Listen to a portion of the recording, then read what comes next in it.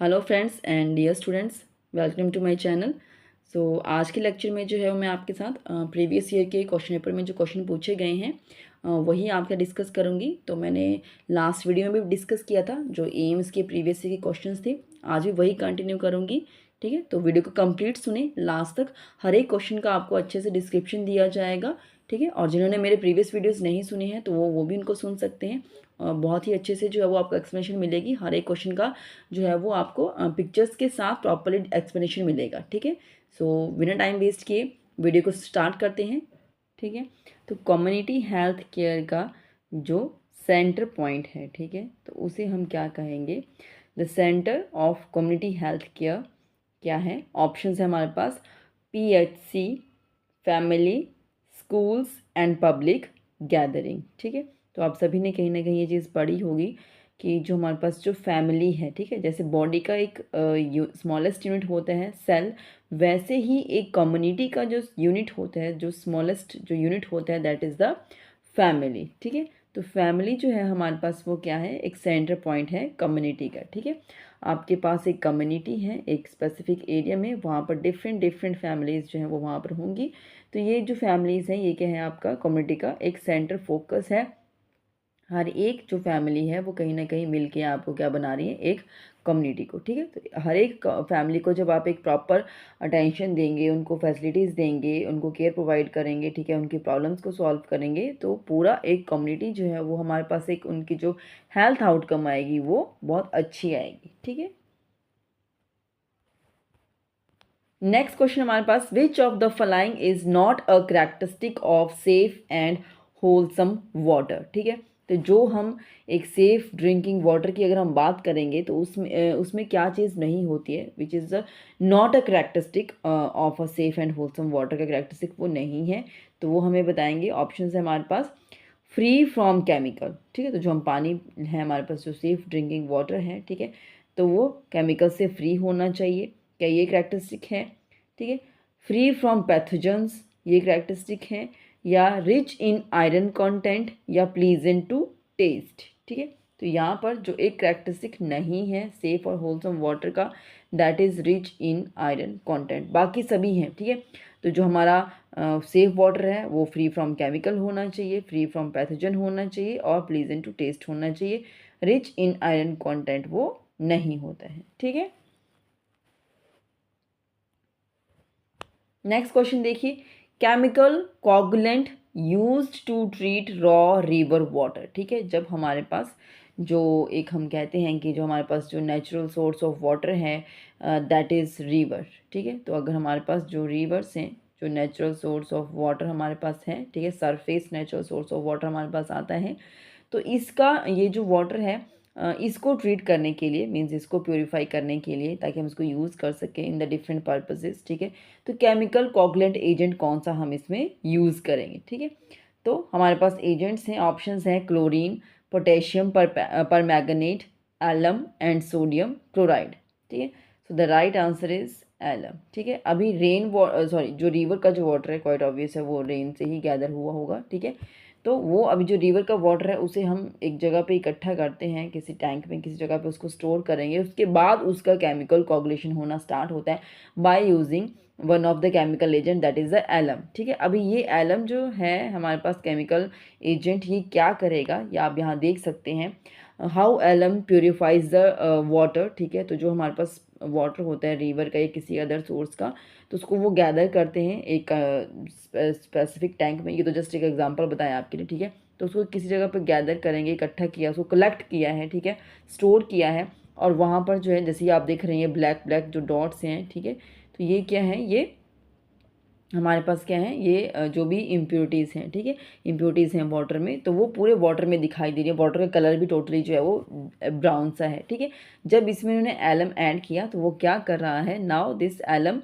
कोगुलेट्स the suspended particles, तो जो भी इसमें जो सस्पेंडेड पार्टिकल्स थे, ठीक है, जो इम्प्योरिटीज उन सब के साथ उसने बाइंड अप किया और उन सबको नीचे जो है वो सेटल डाउन कर दिया है। लास्ट पिक्चर में आप देख सकते हैं, तो उन्होंने सेटल डाउन कर दिया इसको। यहाँ पर आप देख सकते हैं बिल्कुल सेटल डाउन हो चुकी है जितने भी इम्प्योरिटीज़ हैं, जो सस्पेंडेड इम्प्योरिटीज़ थी वाटर में। और अभी जो वाटर का कलर है वो आप देख सकते हैं बिल्कुल जो है वो हमारे पास लाइटिश ब्लूइश सा कलर दिख रहा है, तो अभी जो वाटर है वो हमारे पास सेफ़ वाटर जो है वो इनफ, हम उसको यूज़ कर सकते हैं, ठीक है। उसको बॉयल करने के बाद हम इसको ड्रिंकिंग पर्पज़ से भी यूज़ कर सकते हैं। तो इस तरीके से जो है वो हम वाटर का जो है उसका प्योरीफिकेशन करते हैं, ठीक है।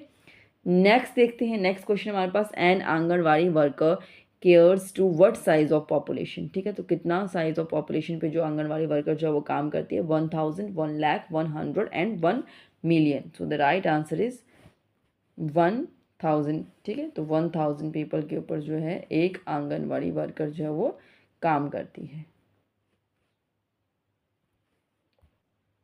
नेक्स्ट क्वेश्चन देखते हैं, secondary level of prevention of disease includes, ठीक है। तो आपके पास लेवल ऑफ प्रिवेंशन हमारे पास होता है, और जो लेवल ऑफ प्रिवेंशन है इसमें हमारे पास जो होता है दैट इज़ हमारे पास होता है प्राइमरी लेवल ऑफ प्रिवेंशन, ठीक है। और फिर हमारे पास आता है सेकेंडरी लेवल ऑफ प्रिवेंशन, और फिर हमारे पास आता है टर्शरी लेवल ऑफ प्रिवेंशन। तो हमारे पास सेकेंडरी लेवल ऑफ प्रिवेंशन की बात की गई है कि secondary level of prevention of disease में क्या चीज़ें आएंगी, तो वो हमें यहाँ पे देखना है। ऑप्शन है हमारे पास, rehabilitation and disability limitation, specific protection and screening, early diagnosis and treatment, screening and immunisation, ठीक है। तो हमारे पास जो राइट आंसर होगा secondary level of prevention of disease जो इंक्लूड करता है that is early diagnosis and treatment को चाहिए इंक्लूड करता है, ठीक है। तो हमारे पास क्या है, जैसे कि आप देख सकते हैं, जैसे मैंने आपको बताया कि हमारे पास इसको 4 लेवल्स में डिवाइड कर दिया गया, ठीक है। एक हमारे पास होता है प्रीमोर्डियल, ठीक है। प्रीमोर्डियल वैसे मैंने पहले भी बताया, मैं बता दूं, प्रीमोर्डियल जो वो सबसे पहले आता है। प्रीमोर्डियल जो है इसमें जैसे हमारे पास दूसरा प्राइमरी अगर होगा, ठीक है, तो प्राइमरी और प्रीमोर्डियल में सिर्फ एक ही डिफरेंस है। प्राइमरी में हम कोई ना कोई इस तरीके से एक्शन लेते हैं। फॉर एग्जांपल, अगर हम एक एग्जांपल लेते हैं, जैसे कि हमें कार्डियोवास्कुलर जो डिजीज़ है वो चांसेस हैं किसी को होने के, ठीक है। तो हमें पता है कि जो पेशेंट्स जो हैं जिनको ओबेसिटी होती है, ठीक है, तो ओबेसिटी के जो पेशेंट्स हैं उनको कार्डियोवास्कुलर डिजीज़ होने के चांसेस इन फ्यूचर पे रहेंगे, ठीक है। तो यहाँ पर हम क्या कर सकते हैं प्राइमरी प्रिवेंशन के लिए, कि जितने भी ओबेसिटी के, जिनको ओबेसिटी है, ठीक है, तो उनको जो है वो हाई रिस्क पे हम कंसीडर करके उनको जो है वो हेल्थ एजुकेशन देंगे, ठीक है। उनको प्राइमरी प्रिवेंशन पे लेके जाएंगे कि उनको हेल्थ एजुकेशन दे रहे हैं, उनकी डाइट में चेंजेस लेके आ रहे हैं कि सो दैट उनका वेट वहीं पर ही कंट्रोल हो जाए और उनको इन फ्यूचर कभी भी जो है वो कार्डियोवास्कुलर कोई कंडीशन, कोई डिजीज़ ऐसी ना अफेक्ट करे, ठीक है। सो दैट कि हम प्राइमरी लेवल पे ही उसको कंट्रोल कर लेंगे, सेकेंडरी और टर्सरी पे जाने की ज़रूरत नहीं पड़ेगी। एंड प्रीमोर्डियल का क्या होता है हमारे पास, प्रीमोर्डियल में हमें जो है वो ओबेसिटी तक ही नहीं जाना है, ठीक है। जो भी हमें अपना लाइफस्टाइल जो है वो इस तरीके से बना के रखना है, लाइफस्टाइल चेंजेस ऐसे होने चाहिए कि हमें ये ओबेसिटी ही कॉज ना हो। अगर ओबेसिटी नहीं होगी तो प्राइमरी प्रिवेंशन तक जाने की बात ही नहीं होगी, ठीक है। So that come under the primordial. तो जहाँ पर हम लाइफस्टाइल चेंजेस करते हैं, ठीक है, हमारा लाइफस्टाइल चेंजेस वैसा है या हमारे ईटिंग हैबिट्स पैटर्न्स वैसे हैं कि हमें कभी रिस्क वाली पॉपुलेशन की तरफ प्रोसीड ही नहीं करना, हमें रिस्क पर ही नहीं जाना है। अगर रिस्क पर जाएंगे तो फिर इन फ्यूचर कभी ना कभी जो है, अगर उसको प्राइमरी लेवल पे फिर कंट्रोल नहीं किया तो फिर वो हमें कंडीशन कॉज करेगा, और उसके लिए फिर हमें सेकेंडरी लेवल पे जाते हैं जहाँ पर हमें अर्ली डायग्नोज और ट्रीटमेंट लेना पड़ता है। फिर अगर कोई कंडीशन उससे ज़्यादा इंक्रीज हो जाती है, ठीक है, तो जो हेल्थ कंडीशन डिटेरियोरेट हो जाती है, कोई परमानेंट लॉस हो जाता है बॉडी के किसी ऑर्गन, किसी चीज़ की फंक्शनिंग का, तो फिर वो हमारे पास टर्शरी प्रिवेंशन में लेके जाते हैं, ठीक है। तो ये सभी हमारे पास जो लेवल ऑफ प्रिवेंशन में आता है। नेक्स्ट देखते हैं, नेक्स्ट क्वेश्चन हमारे पास, हाउ मैनी एंटीनेटल चेकअप्स के जो विजिट्स होते हैं on a minimum should be recommended for an antenatal mother, ठीक है। तो एंटीनेटल मदर के लिए जो है कितना जो है वो चेकअप्स जो है वो हमें यहाँ पर करवाने चाहिए, ठीक है। तो हमारे पास एंटीनेटल मदर है और उसको जो है हमें एंटीनेटल चेकअप्स के लिए कितने विजिट करवाने चाहिए, मिनिमम एटलीस्ट उनकी बात हो रही है, तो हमें कितने विजिट्स करवाने चाहिए, 1 विजिट, 5 विजिट, 6 विजिट और 4 विजिट। क्वेश्चन इंपॉर्टेंट है और वैसे भी काफ़ी बार पूछा गया है, ठीक है। तो आप लोगों को पता भी होगा कि हमारे पास जो है वो 4 विजिट्स एटलीस्ट मिनिमम लेवल पर 4 विजिट्स तो होने चाहिए, जो एक मदर को जो है वो अपने नियर बाय जो भी उनका हेल्थ सेंटर्स हैं, ठीक है, जो भी कम्युनिटी हेल्थ सेंटर है जिस पे भी उनको नियर बाय जाना है, ठीक है, तो वहाँ पर जा सकते हैं और अपना एंटीनेटल चेकअप्स जो है वो करवा सकते हैं, मिनिमम 4, ठीक है। अभी ये कब कब करवानी चाहिए, एटलीस्ट जो है नियर अबाउट फर्स्ट तो वैसे जब प्रेगनेंसी का कंसेप्शन का उसको कंफर्म करवाना है तब वो हो सकता है, या विद इन 4 मंथ्स के अंदर, ठीक है। और फिर 6 मंथ पर, देन थर्ड जो वो 8th मंथ पर, and fourth near about 9 month के ऊपर, ठीक है। और अगर वो 9 मंथ का विजिट करवा के चले जाते हैं तो एटलीस्ट उनको, अगर उसके बाद जो है वो मदर बेबी डिलीवर नहीं होता है तो 2 वीक्स के अंदर या 2 वीक्स तक वेट करना चाहिए 9 मंथ का चेकअप करवाने के बाद। अगर डिलीवरी नहीं होती है या मदर को पेन नहीं हो रही है तो फिर दोबारा अगेन आके चेकअप करवाना चाहिए, ठीक है। नेक्स्ट देखते हैं, which committee was set up to see the general condition of nurses, ठीक है। तो ऐसी कौन सी कमेटी का सेटअप हुआ जो जनरल कंडीशन ऑफ नर्सेज को उसमें मेंशन किया गया स्पेसिफिकली चेक करने के लिए। तो हमारे पास ऑप्शंस हैं, high power committee, Mudaliar committee, Mukherjee committee and Bhore committee, ठीक है। तो ये कमेटी में ऐसी कमेटीज़ करवाई गई हैं, ठीक है। तो हमारे पास जो है ऐसी कौन सी कमेटी सेटअप हुई जो जनरल कंडीशन ऑफ नर्सेज का चेक करने के लिए इस्टेब्लिश किया गया। सो the right answer of this question is option A, high power committee, ठीक है। हाई पावर कमेटी जो है हमारे पास इसको नर्सिंग और नर्सिंग प्रोफेशन का भी चेक करना है, और ऐसा नहीं है कि ये सिर्फ नर्सिंग और नर्सिंग प्रोफेशन के लिए ही बनाया गया है, और भी डिफरेंट डिपार्टमेंट्स का किसी की भी फंक्शनिंग और किसी भी डिपार्टमेंट का प्रॉपरली फंक्शन हो रहा है, ठीक है। उनमें कोई वहाँ पर उनको कोई प्रॉब्लम तो नहीं आ रही फंक्शनिंग में, ठीक है। वो उनका बहुत अच्छे से उनके जो फंक्शनिंग वो कर पा रहे हैं नहीं कर पा रहे हैं, ठीक है। उनके रिजल्ट्स कैसे आ रहे हैं। तो ये सिर्फ नर्सिंग प्रोफेशन के लिए नहीं है, और भी डिफरेंट डिपार्टमेंट्स के लिए जो है ये हाई पावर कमेटी जो वो काम करती है, ठीक है।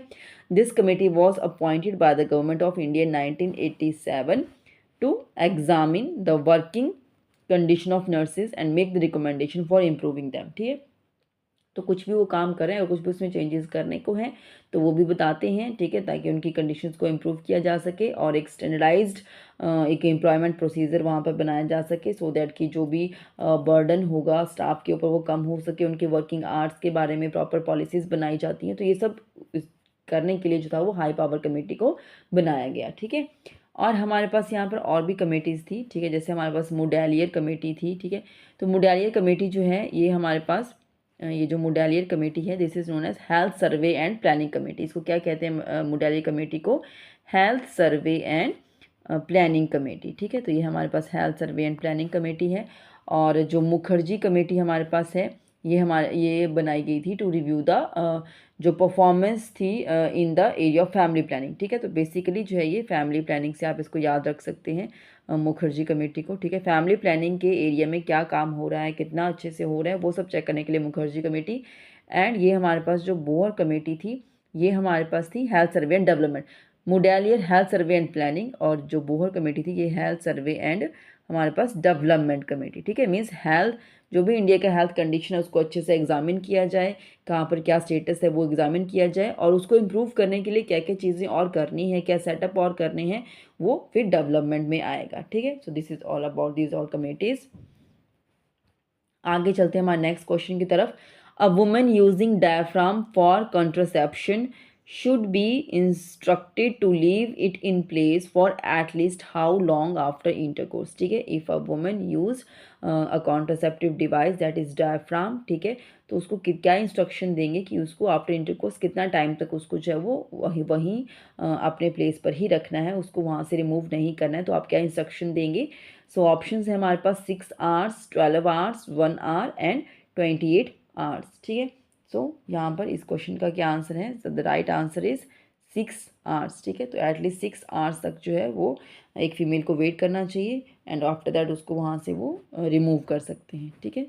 So this is the picture of diaphragm. तो ये डायफ्राम है, इसको जो है वो इंसर्ट किया गया है सो दैट ये जो डायफ्राम है ये ब्लॉक कर देता है द पैसेज ऑफ स्पर्म, ठीक है। तो it acts as a barrier method for the birth control.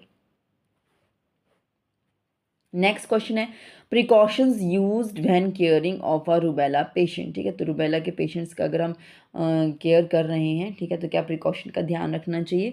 तो ड्रॉपलेट लेवल पर, ठीक है, कि उसको ड्रॉपलेट इन्फेक्शन किसी और को ना हो जाए या किसी के कॉन्टैक्ट में ना आए। देन यूनिवर्सल प्रिकॉशंस का ध्यान रखना चाहिए या हैंड वॉशिंग का, ठीक है। So the right answer is droplet, ठीक है, क्योंकि इसका जो मोड ऑफ जो ट्रांसमिशन बनता है वो सबसे ज़्यादा ड्रॉपलेट इन्फेक्शन के थ्रू ये होता है, ठीक है। तो हमें ड्रॉपलेट लेवल पे इसकी प्रिकॉशंस को प्रॉपर्ली ध्यान देना चाहिए। तो ये आप देख सकते हैं, rubella is also known as German measles, ठीक है। तो हम रूबेला को क्या कहते हैं, जर्मन मीजल्स, ठीक है। MMR आपने देखा होगा। तो मीजल्स, मम्स और रूबेला, तो ये रूबेला है, this is known as German measles. और ये जो मीजल्स है, this is known as rubeola, ठीक है, रूबियोला, ठीक है। तो इसको हम रूबियोला कहेंगे। इस तरीके से आप इसको याद रख सकते हैं अगर कन्फ्यूजन आपको होता है, ठीक है। तो पूछ सकते हैं कि rubella is also known as German measles, या German measles is also known as rubella, ठीक है, या measles is known as rubeola. तो इस तरीके से ये थोड़ा सा बनता है, तो आपको उसको याद रखना है, ठीक है। ये आपको यहाँ पे पिक्चर मैंने दिखा दी, ठीक है। तो दिस इज़ द रूबेला, जिसके जो रैशेज इस तरीके से अपीयर होते हैं, और ये transmitted by the respiratory droplets. इसलिए मैंने कहा कि प्रिकॉशंस के लिए हमें ड्रॉपलेट प्रिकॉशंस का ज़्यादा ध्यान देना चाहिए। माइल्ड इलनेस है, लो ग्रेड फीवर इसमें देखने को मिलता है, और रैशेज होते हैं जो मीजल्स के ये जो हमारे पास, और ये जो हमारे पास रूबेला है, ठीक है, इसके जो रैशेज हैं वो फेस पे आना शुरू होंगे, देन धीरे धीरे ट्रंक के ऊपर, ठीक है। तो इस तरीके से जो है ये ऑल ओवर द बॉडी फिर चले जाते हैं। नेक्स्ट क्वेश्चन है वर्कर इन ICDS प्रोग्राम, ठीक है। तो हमारे पास जो ICDS प्रोग्राम है, इंटीग्रेटेड चाइल्ड डेवलपमेंट जो हमारे पास स्कीम है, ठीक है, उसका जो प्रोग्राम है उसके अंडर जो है हमारे पास वर्कर कौन से आते हैं, विलेज हेल्थ गाइड, या हेल्थ सुपरवाइज़र, आंगनवाड़ी वर्कर, या मल्टीपर्पज़ वर्कर, ठीक है। So the right answer is anganwadi worker जो है वो ICDS प्रोग्राम के अंडर काम करते हैं, ठीक है। नेक्स्ट हमारे पास एजेंट, होस्ट एंड एनवायरनमेंट। आपको 3 कंपोनेंट्स दिए गए हैं, पूछ रहे हैं कि ये क्या है, रिस्क फैक्टर्स हैं, या इन्फेक्शन है, या कंपोनेंट है किसी एक मॉडल का, कंपोनेंट ऑफ अ मॉडल, या क्लिनिकल साइन है, ठीक है। So the right answer is these are the component of model, ठीक है। एक मॉडल है जिसकी कंपोनेंट्स हैं, इसको हम एपिडेमियोलॉजिकल ट्रायल भी कहते हैं, एपिडेमियोलॉजिकल ट्रायंगल भी कहते हैं। तो उस एक मॉडल का ये जो है वो कंपोनेंट्स हैं। तो आप यहाँ पर देख सकते हैं, ये किसी भी तरीके से एजेंट, एनवायरनमेंट, होस्ट एक ट्रायंगल की तरह ये एक्ट करते हैं, ठीक है। और ये क्या रिप्रेजेंट करते हैं, these represent the factors which influencing the disease transmission, ठीक है। अभी हमारे पास अगर एजेंट है, ठीक है, कोई भी एजेंट होता है हमारे पास, ठीक है, तो वो कोई पैथोजन, कोई बैक्टीरिया, कोई वायरस, ठीक है, कोई भी चीज़ हो सकती है। तो वो जो है वो हमारे पास जो है वो एनवायरनमेंट में होता है, ठीक है। और वो समवेयर जो ये जो एजेंट्स हैं ये एनवायरनमेंट में ही होते हैं, और ये होस्ट की बॉडी पे जाके अटैक करेंगे, ठीक है। अब ये डिपेंड करता है कि जो होस्ट है वो मेल है, फीमेल है, ठीक है, उसकी एज कितनी है, इन्फेंट है, चिल्ड्रन है, या हमारे पास एडल्टहुड से बिलोंग करते हैं, या हमारे पास जो है वो ओल्ड एज पर्सन है, उनका न्यूट्रिशनल स्टेटस कैसा है, उनका हेल्थ स्टेटस कैसा है। These all some factors depend करता है कि एक पर्सन को डिजीज़ कंडीशन कितना टाइम तक रहेगी, कैसे उसकी बॉडी पर वो रिएक्ट करेंगे, कैसे अफेक्ट करेंगे, क्या है। तो ये सभी जो है वो आप एक दूसरे के साथ जो है वो लिंकअप में है। So these all are the components of the model. Next है method used to transport the vaccine from one place to another, ठीक है। तो ये पहले में मैंने बहुत अच्छे से करवाया हुआ है, बट यहाँ पर जो है वो आपसे कोई इक्विपमेंट के बारे में, या कोई किसी इंस्ट्रूमेंट कुछ इस तरीके से नहीं पूछ रहे हैं, ये पूछ रहे हैं मैथड के बारे में, ठीक है। तो क्या मैथड होगा जिसके थ्रू जो है वो हम ट्रांसपोर्ट करते हैं वैक्सीन्स को from one place to another. तो क्या मैथड हो सकता है, cold chain, vaccine carrier, deep freezer, या ILR is the ice lined refrigerator, ठीक है। तो यहाँ पर जो वैक्सीन कैरियर है, या डीप फ्रीजर है, या आइस लाइंड रेफ्रिजरेटर हैं, these all are some equipments, ठीक है। ये इक्विपमेंट्स हैं जिनके थ्रू जो है वो हम ट्रांसपोर्ट करते हैं, मैथड नहीं है, method is the cold chain, ठीक है। तो कोल्ड चेन जो है वो मैथड है जिसके थ्रू हम ट्रांसपोर्ट करते हैं वैक्सीन को from one place to another place, ठीक है, ताकि जो है वो सही रहें, ठीक है, वो ख़राब ना हो वैक्सीन्स जो हैं, तो उनकी जो वायबिलिटी है वो बनी रहे, ठीक है। तो इस तरीके से जो है जहाँ से उनकी मैन्युफैक्चरिंग होती है, तो वो उसके बाद जो है वो उनको सप्लाई किया जाता है, और पैकेजिंग हाउस में जाते हैं, देन कोल्ड स्टोरेज एरिया में जाते हैं, और फिर उनको जो है वो ट्रांसपोर्ट किया जाता है, ठीक है। प्री कूलिंग सेंटर्स भी हमारे पास होते हैं, वहाँ से भी ट्रांसपोर्ट किया जाता है, या वहाँ से डायरेक्ट जो है वो भी ट्रांसपोर्ट किया जाता है। तो this all method is known as cold chain, ठीक है। Next is a patient gets infection from indwelling catheter, it is an example of, ठीक है। अभी एक पेशेंट है, ठीक है। वो मीन्स पेशेंट है तो मतलब वो हॉस्पिटल में है, ठीक है। वो पर्सन जो हॉस्पिटलाइज्ड हो चुका है वहाँ पर उसको केयर प्रोवाइड की जा रही है, ट्रीटमेंट प्रोवाइड किया जा रहा है किसी कंडीशन के लिए, और ड्यूरिंग दैट ट्रीटमेंट प्रोसीजर्स उसको जो है वो कैथेटर भी जो है वो इंसर्ट किया गया। तो उस catheter that process indwelling catheter की वजह से अगर उसको कोई इन्फेक्शन होता है then that infection is known as iatrogenic infection, nosocomial infection, droplet infection and contamination, ठीक है। So the right answer is iatrogenic infection, ठीक है। iatrogenic infection somewhere nosocomial infection के अंडर ही आता है, क्योंकि नोजोकोमियल इन्फेक्शन क्या होता है, जब एक पर्सन जो है वो हॉस्पिटलाइज्ड होता है और उस टाइम पर उसको जो है वो कोई इन्फेक्शन जिस इन्फेक्शन के साथ आया था उसके साथ साथ कोई और इन्फेक्शन हो जाता है तो वो भी नोजोकोमियल इन्फेक्शन के अंडर आता है, ठीक है।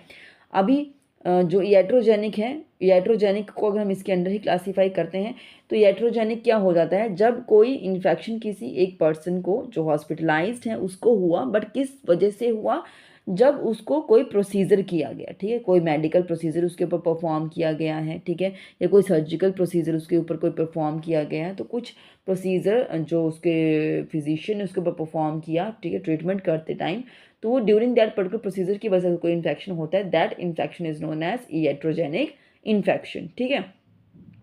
एंड नोजोकोमियल जो वो ब्रॉड टर्म है, ठीक है, कि कोई भी इन्फेक्शन अदर देन जिसके साथ वो एडमिट हुआ था तो वो सभी इसमें आ जाते हैं। Hospital acquired infection is known as nosocomial infection. Droplet आपको पता है, ठीक है, कि अगर droplet is the mode of transmission, तो अगर किसी के ड्रॉप्स के कॉन्टैक्ट में आते हैं तो उसको इन्फेक्शन हो जाता है, ठीक है।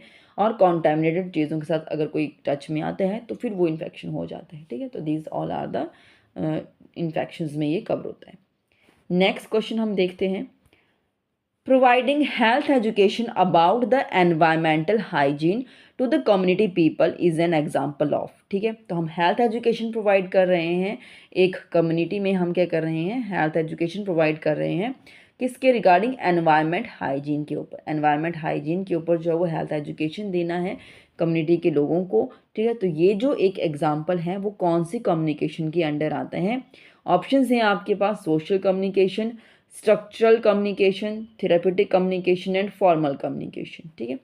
तो यहाँ पर आप देख सकते हैं फॉर्मल कम्युनिकेशन तो जो हमारे किसी ऑफिस में होता है, ठीक है, फॉर्मल होता है, किसी को हम कुछ ऑफिशियल कुछ बातें शेयर कर रहे हैं, कोई लेटर पे कोई चीज़ डाल रहे हैं, फॉर्मल कम्युनिकेशन हो रही है one organisation to another organisation, तो that come under the formal organisation communication, sorry. Then therapeutic communication क्या है हमारे पास, थेरापेटिक मीन्स थेरेपी से रिगार्डिंग किसी का ट्रीटमेंट करना है, ठीक है, जो नर्स और पेशेंट के बीच में कम्युनिकेशन होगा, that is the therapeutic communication, ठीक है। एक साइकेट्रिस्ट का उसके क्लाइंट के साथ हो रहा है, एक डॉक्टर का उसके पेशेंट के साथ हो रहा है, तो वो जो कम्युनिकेशन एक उसके बीच में हो रहा है रिगार्डिंग द ट्रीटमेंट के प्रोसीजर के बारे में बता रहे हैं, ठीक है, उसके उसको क्या कंडीशन है उसके बारे में बता रहे हैं, क्या उसकी प्रिवेंशन हो सकता है उसके बारे में बता रहे हैं, तो वो एक थेरेपेटिक कम्युनिकेशन है। या कोई थेरेपी हम किसी को दे रहे हैं, डिफरेंट टाइप्स ऑफ थेरेपीज होती हैं, ठीक है, तो वो थेरेपी के अंडर कम्युनिकेशन जाता है, तो वो थेरेपेटिक कम्युनिकेशन आएगा, ठीक है। देन सोशल कम्युनिकेशन जो नॉर्मली हम सोसाइटी में करते हैं एक दूसरे के साथ, ठीक है, नॉर्मली सोशल कम्युनिकेशन हो रहा है, ठीक है, तो वो डिफरेंट है। देन स्ट्रक्चरल कम्युनिकेशन हमारे पास आएगा जब हमने, जैसे ये हमारे पास जो क्वेश्चन था इसका आंसर हमारे पास क्या है, स्ट्रक्चरल कम्युनिकेशन, जब हम किसी को कोई कुछ परफॉर्म करने के लिए कहते हैं, कोई हम पैरामीटर डिसाइड करते हैं, कोई स्ट्रक्चर डिज़ाइन कर रहे हैं कि हाँ दिस इज़ द, ये आपका एनवायरनमेंट है, ये आपकी सेटिंग है, यहाँ पर हम ऐसे ऐसे चेंजेस करने वाले हैं, ठीक है, तो यहाँ पर हम कुछ इस तरीके से जो है वो आपका एनवायरनमेंट को क्लीन करेंगे, कुछ ऐसी सैनिटेशन फैसिलिटी बनाने वाले हैं, ठीक है, जैसे गांव में होता है कि यहाँ से हम कोई नाला निकाल देते हैं, ठीक है, कोई पाइपलाइंस डाल देते हैं, यहाँ पर नेट लगा देते हैं, तो वो सब क्या हुआ, वो एक मीन्स स्ट्रक्चरल एक डिज़ाइन बनाया गया कुछ पर्पज़ से, और वो उसकी इंस्ट्रक्शंस दी जा रही हैं, तो उस तरीके से वहाँ पर एक कम्युनिकेशन हो रहा है उस चीज़ को इम्प्रूव करने के लिए। So this is the health education जो एनवायरमेंटल हाइजीन के बारे में अगर आप देंगे तो वो स्ट्रक्चरल कम्युनिकेशन में आएगा, ना कि सोशल, थेरेपेटिक या फॉर्मल कम्युनिकेशन में, ठीक है। नेक्स्ट क्वेश्चन देखते हैं, the dimensions of health that implies with the notion of perfect functioning of the body, ठीक है। तो जो डायमेंशंस हमारे हेल्थ की डायमेंशंस होती हैं, ठीक है, physically, mental, social, emotional, spiritual, ये सब चीज़ें होती हैं, तो यहाँ पर हमारे पास जो फिजिकल फंक्शनिंग की बात, सॉरी, परफेक्ट फंक्शनिंग की जो बात हो रही है, बॉडी के परफेक्ट फंक्शन की बात हो रही है, हमारी बॉडी अगर अच्छे से काम कर रही है, परफेक्टली फंक्शन करेगी, तो वो कौन सी डायमेंशन के अंडर आएगा? Physical dimension, mental dimension, social और इमोशनल। ठीक है, जैसे मैंने कहा कि बॉडी की बात हो रही है तो फिजिकल डायमेंशन में आएगा, अगर मेंटल वेलबींग की बात आती तो मेंटल में आता, सोशल वेलबींग की बात आती तो सोशल में आता, और हमारे इमोशनल वेलबींग की बात आती तो इमोशनल डायमेंशन में आता। नेक्स्ट क्वेश्चन है the attributes of primary health care includes. ठीक है, तो प्राइमरी हेल्थ केयर जो प्रोवाइड की जाती है कम्युनिटी में लोगों को, ठीक है, by the some primary health workers, ठीक है, तो उसके क्या एट्रीब्यूट्स हैं? फर्स्ट है हमारे पास accessibility, then acceptability, then availability, then affordability. तो आपको बताना है कि इसका आंसर क्या है, ये एट्रीब्यूट्स कैसे, मतलब कौन से एट्रीब्यूट्स जो हैं वो प्राइमरी हेल्थ केयर के अंडर आते हैं। ठीक है, तो ऑप्शन आपके पास दिए हैं, वन ए में हमारे पास की 1 2 3 है, बी में है 2 3 4, सी में है 1 2 4 और डी में है 1 2 3 4। तो कौन से हैं, या क्या ये सभी हैं या इनमें से कोई तीन है, वो आपको बताना है। ठीक है,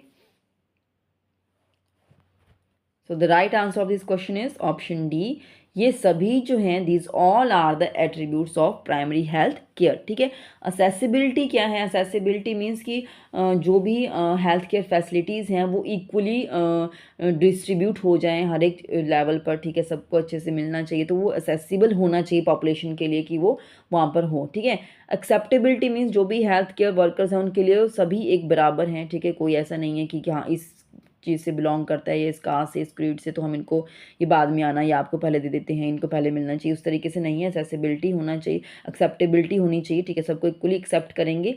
and availability of the resources, ठीक है, तो हमारे पास सोर्सेज अवेलेबल होंगे तभी हम उनको आगे जाके जो है वो अच्छे से पॉपुलेशन को एक्सेसिबल करवा पाएंगे। And at the affordable prices पे होना चाहिए। ठीक है, जो फ्री ऑफ कॉस्ट होगा वो फ्री ऑफ कॉस्ट देंगे, जिनमें कुछ प्राइस कंसेशन का होगा वो वैसे देंगे। ठीक है, so these all are the attributes of the primary health care. Next question देखिए, DOTS is the comprehensive strategy to cure TB, the primary element of DOTS is. ठीक है, तो हमारे पास जो डायरेक्ट ऑब्जर्वेशन थेरेपी का जो हम शॉर्ट कोर्स देते हैं, ठीक है, तो वो उसका क्या एक प्राइमरी एलिमेंट है हमारे पास? ऑप्शंस हैं sputum microscopy examination services, regular drug supply to the patient, health worker council and observe their patient, swallow each anti tubercle जो मेडिकेशन है, and monitor progress until cured, and political will in term of manpower. ठीक है, तो अब आप बताइए कि इसमें से जो है जो प्राइमरी एलिमेंट है डॉट्स का वो क्या है। ठीक है, so the right answer is option C, health care जो वर्कर्स होते हैं उनका मेन पर्पस है कि जो ट्यूबरक्लोसिस के जो पेशेंट्स हैं उनको काउंसिल करें और उनको मेडिसिन अपने सामने दें, ऑब्जर्व करें कि उन्होंने मेडिसिन ली, स्वेलो की प्रॉपरली, और उनका प्रोग्रेस करें अनटिल जब तक वो ठीक ना हो जाए। ठीक है, नेक्स्ट क्वेश्चन है which is the most common occupational hazard of computer worker. ठीक है, कंप्यूटर वर्कर तो जो लोग जो है वो कंप्यूटर पे कॉन्टिन्यूसली काम करते हैं। ठीक है, आपने देखा होगा किसी कुछ एक डिपार्टमेंट में कॉन्टिन्यूसली उनका काम ऐसा होता है कि वो कंप्यूटर पे बैठे होते हैं। ठीक है, तो उनके जो टाइपिंग वर्क है वो कॉन्टिन्यूसली चलता है, तो उनकी हैंड का पोस्चर मोशन बना रहता है। ठीक है, तो उस टाइम पर किस टाइप की प्रॉब्लम उनको हो सकती है ऑक्यूपेशनल हजार्ड? तो फर्स्ट हमारे पास cancer, then lung disease, then cataract, then carpal tunnel syndrome. ठीक है, तो ये आपने सुना होगा। हमारे पास जो right answer that is a carpel tunnel syndrome. Carpal bones जो हैं वो हमारे पास हैंड में होती हैं, तो आप यहाँ पर देख सकते हैं। ठीक है, तो यहाँ पर हमारे पास क्या है, जो ये कार्पल जो बोन्स होती है, यहाँ पर जो हमारे पास जो नर्व्स होती हैं ये कंप्रेस्ड हो जाती हैं। ठीक है, carpal tunnel syndrome is a common condition जिसको हम करेक्टराइज करते हैं जब there is a compression of the median nerve जो है वो कंप्रेस हो जाती है, जो कहीं ना कहीं कार्पल टनल को पूरा सप्लाई करती है, जो एक जो नर्व सप्लाई होती है। ठीक है, सो इस कंप्रेशन की वजह से वहाँ पर सिम्टम्स आना शुरू हो जाते हैं, जैसे हाथ में नमनेस फील होगी, टिंगलिंग सेंसेशन फील हो सकती है, वीकनेस या पेन भी हो सकती है हाथ में। ठीक है, पर्टिकुलरली इन द थंब या इंडेक्स फिंगर या मिडल फिंगर में हो सकती है, किसी भी एक फिंगर में आपको पेन जो वो कंप्रेस हुआ होगा रीज़न। ठीक है, तो वही है ये सेम। ठीक है, जो ग्रिप स्ट्रेंथ होती है हमारी वो भी वीक हो जाती है, और सिम्टम्स जो है एट नाइट इंक्रीज हो जाते हैं। ठीक है, फोर आर्म टेंडरनेस भी इसमें हो सकती है, कॉन्टिन्यूसली वो वर्किंग पोस्चर वैसा होता है हैंड्स का कि ये प्रॉब्लम हो सकती है। नेक्स्ट क्वेश्चन देखिए, the most important skill to be possessed by a nurse administrator working in a community setup. ठीक है, तो एक मोस्ट इंपॉर्टेंट जो स्किल एक नर्स एडमिनिस्ट्रेटर में होना चाहिए जब वो एक कम्युनिटी सेटअप में काम कर रहे हैं, तो हमारे पास क्या होना चाहिए, इंपॉर्टेंट स्किल क्या होना चाहिए? ऑप्शन है हमारे पास, डॉक्यूमेंटेशन स्किल उनका प्रॉपर होना चाहिए, कम्युनिकेशन स्किल प्रॉपर होना चाहिए, या कोऑर्डिनेशन और organisation. So the right answer is communication. जब बात कम्युनिटी की आ जाती है तो स्किल जो मोस्ट इंपॉर्टेंट जो होना चाहिए दैट इज़ द कम्युनिकेशन। आप कितना अच्छे से कम्युनिकेट कर पा रहे हैं अपनी कम्युनिटी पीपल के साथ, कितना अच्छे से कम्युनिकेट कर पा रहे हैं, उनकी प्रॉब्लम्स को समझ पा रहे हैं, या आपने रिगार्डिंग कुछ भी आपको उनको कुछ एजुकेशन देनी है, कुछ इन्फॉर्मेशन शेयर करनी है, तो आप कितने अच्छे से स्किलफुल हैं वो चीज़ों को शेयर करने के लिए, इन्फॉर्मेशन को शेयर करने के लिए by your skilful communication skills. ठीक है, सो नेक्स्ट क्वेश्चन हमारे पास, who found the link between cholera